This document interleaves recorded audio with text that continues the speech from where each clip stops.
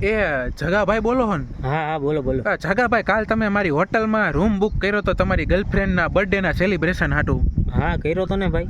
અને ટૂંકમાં આખી રાતે તમે રોકાણ હતા. હા હા રોકાણ હતા, બર્થડે હતો ને મારી ગર્લફ્રેન્ડ. ડેકોરેશન તો સારું હતું ને? અરે ભાઈ ધન્યવાદ તમને કેવું પડે યાર, કાંઈ ન ઘટે સાચી હવા ભાઈ. અને પછી અમે જે તમારો ટૂંકમાં મેં ડિલક્સનો રૂમ આખો સેટ કરી દીધો તો સેલિબ્રેશન હતું, તો એની સેટીમાં કાંઈ તોડ ના ના કાંઈ નહીં ભાઈ, સેટી હાઈ ક્લાસ હતી, કમ્ફર્ટેબલ આમ રહ્યા અમે, કાંઈ એટલે કાંઈ પ્રોબ્લેમ આવ્યો નથી તમને. મને અત્યારે થોડોક ને ડાઉટ હતો કે તમારી સેટી તો હાજી છે ને?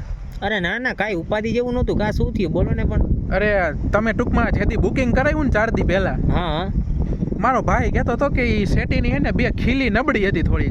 હા હા ના ના એવું કાંઈ થયું નહોતું આપણે. અરે પણ સાંભળો તો ખરી. હા બોલો ને. ભાઈ મારા ભાઈ અચાનક કીધું કે આજ ઓલા આવવાના હે ને ભાઈ જેને બુક કરાવ્યું છે, હા તો એની સેટીમાં ખીલી મારવાની ભૂલી ગયો તો એ ટૂંકમાં એ રૂમમાં ખીલી મારવા ગયો. હા તો ભલે ને કાંઈ વાંધો નહીં. પછી એમાં થયું એવું, ખીલી મારતા મારતા સેટીમાં એને ઝોલું આવી ગયું અંદર ખાનામાં. હા એટલે પછી શું થયું? પછી કાંઈ નહીં, તમે ટૂંકમાં ચેકઆઉટ કરીને નીકળ્યાની પછી રૂમમાંથી બહાર નીકળો, સેટીની અંદર ડોહો હૂતો તો આખી રાતી. એટલે એ ભાઈ તું આ શું વાત કરે, તું એ ફટાફટ એને ભાઈ તું ફોન મૂક, હું મારી ગર્લફ્રેન્ડને ફોન કરું. ફોન મૂક તું ફટાફટ. હા હા